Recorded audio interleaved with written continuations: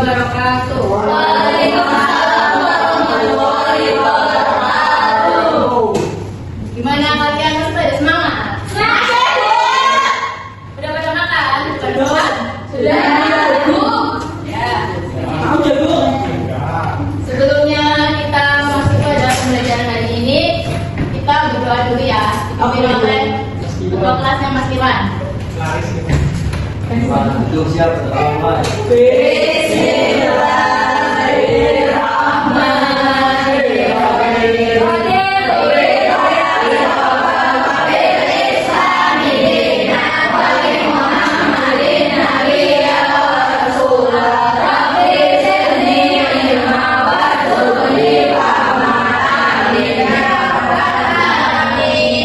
Ya, sebelum itu kita presensi dulu ya. Ya, Bu. Ahmad Khairul-Yani, Izin. Bintang Ibu Ramadhani, Hadir. Bawa Helinda, Hadir. Ananda Devina Putri, Hadir, Bu. Hamzah Abidah Musyawarah, Hadir. Habibatul Khairiyah, Hadir. Mulai Puspita Sari, Hadir. Devina Sukmaindah, Hadir, Bu. Firly Fauzia, serta Yuni Sujaningro. Isi kemana? Gak tahu, Bu. Gak tahu, Bu. Kayak makan. Iya. Saskia Putriana, Hadir. Anggun Mutiara, Hadir. Bayu Setio, Hadir. Fani Dwi, Hadir. Fani Apriliani, Hadir. Nika Susanti, Hadir. Ikina, Hadir. Aurichal, Hadir. Nuruli, Lunia Azhari, Aulia Ayunisa, Hadir. Irwan Muhajir,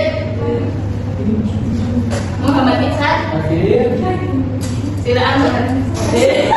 Sebelum kita mulai pembelajaran pada hari ini, gua akan menjelaskan tujuan pembelajarannya, yaitu peserta didik mampu mengidentifikasi struktur teks editorial atau ini dengan benar. Kedua, peserta didik mampu mempresentasikan hasil kerja kelompok di depan kelas. Kalian pernah mendengar teks berita atau isu-isu atau apa nggak, teks yang menarik nggak? Pernah. Banjir. Terus apa ya? Virus. Iya.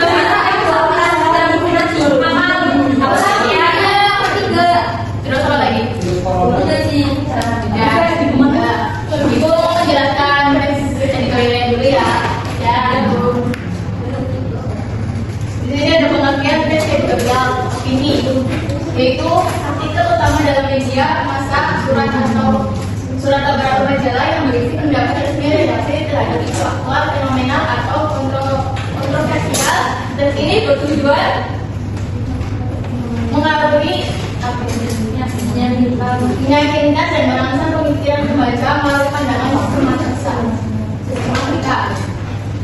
Di sini ada fungsi, yaitu menyampaikan opini redaksi, menunjukkan sikap resmi media terhadap suatu berita, bukan pendapat pribadi penulis tapi surat lembaga. Yang kedua, mempengaruhi pembaca, mengajak atau membujuk orang agar setuju dengan pandangan media dan tergerak untuk melakukan sesuatu.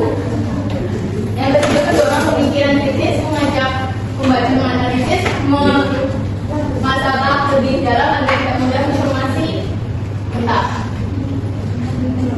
Di sini ada struktur. Yang pertama, pengenalan isu. Pengenalan isu atau tesis adalah bagian pendahuluan dari tesis editorial. Di sini pihak redaksi mengenal masalah yang akan dibahas, masalah atau peristiwa itu bersifat aktual, kontroversial, dan fenomenal. Yang kedua, penyampaian pendapat atau argumentasi. Struktur yang kedua yaitu penyampaian pendapat atau argumentasi, di dalamnya berisi fakta-fakta yang berasal dari hasil penelitian pernyataan para ahli maupun referensi yang dapat dipercaya. Kemudian penulis akan mengomentari fakta berdasarkan sudut pandangnya sehingga tidak sesuai dengan isi editorial. Tujuan argumentasi untuk mempengaruhi serta meyakinkan pembaca. Yang ketiga adalah penegasan ulang.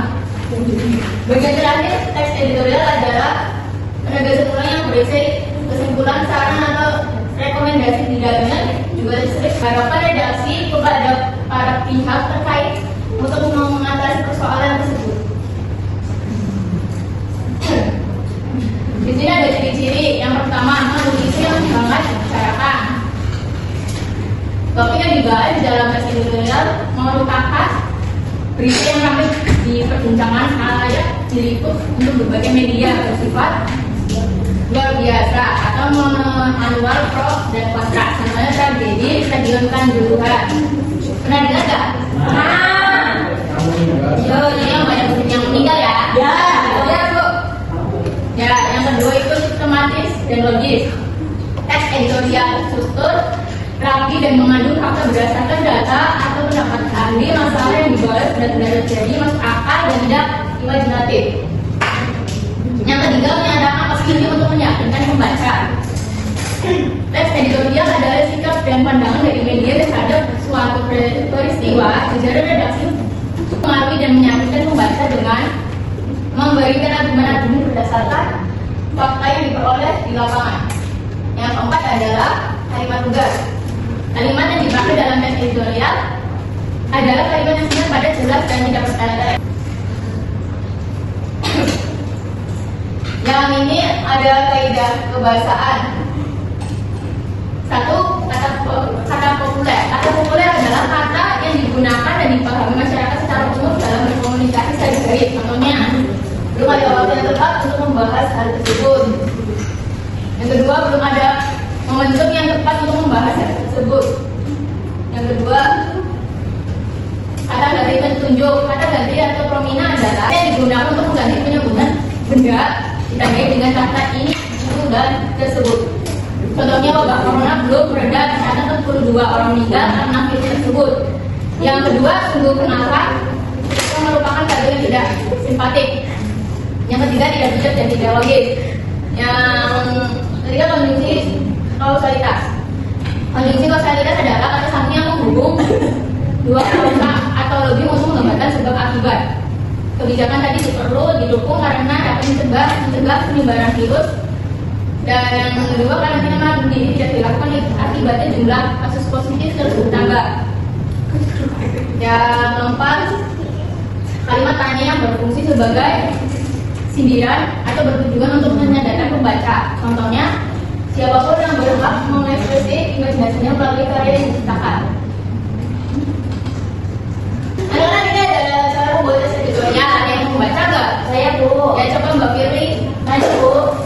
Ya, boleh. Diperhatikan ya teman-teman. Cara membuat teks editorial.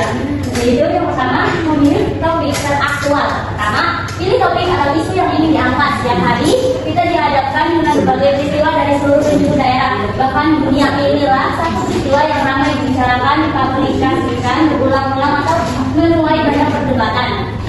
Yang kedua yaitu mengumpulkan fakta yang disajikan dalam teks editorial berupa data-data yang berhubungan dengan peristiwa yang dibahas.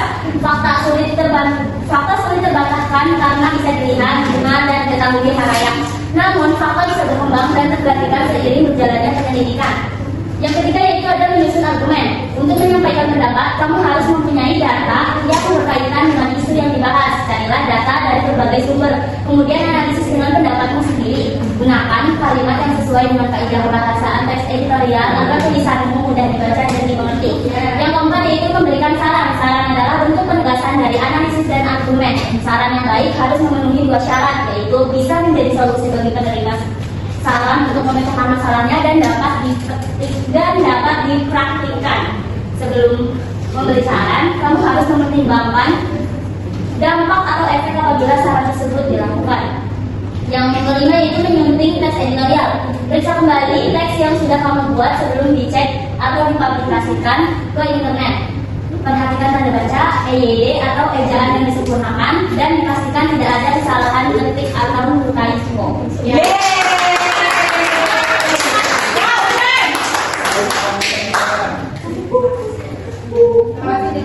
Ini ada contoh teks editorial yang kemudian menyelamatkan sebutan atau menyelamatkan kehidupan. Coba kalian analisis yang mana yang tesis, yang mana yang argumen, yang mana yang pertama.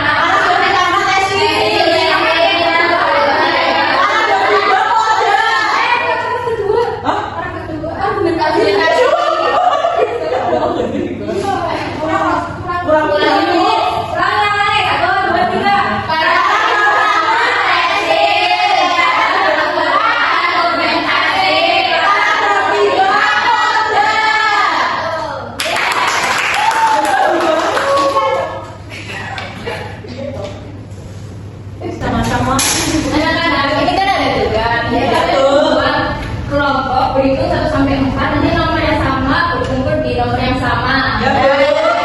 Berhitung dari mulai gajela 1, 2, 4, 1, 2, 3, 4, 2, 3, 4, 2,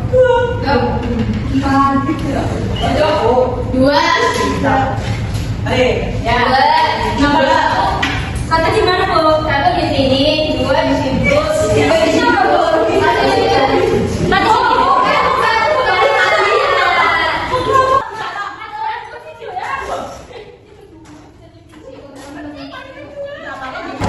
Ini ada alfabet untuk kalian, nanti dikerjakan terus dipresentasikan ya. Coba bagi dulu ya.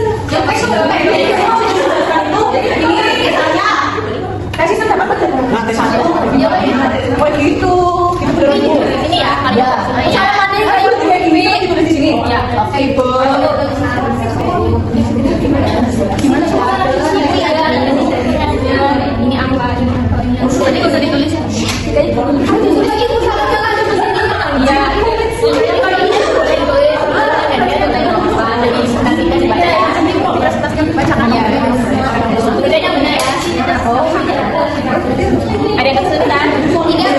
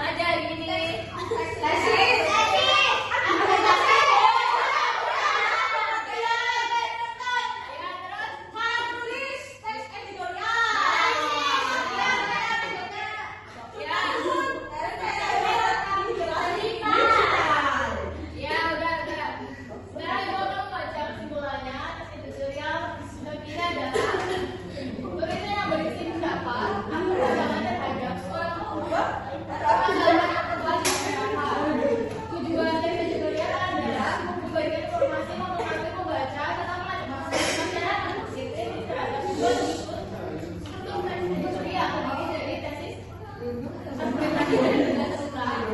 Jadi pembahasan tesis editorial membawa ilustrasi produk tadi buku fakta dan data. Dia memakai kemudian pembaca dapat lebih bijak dalam menyikapi informasi permasalahan sosial di diskusi kita.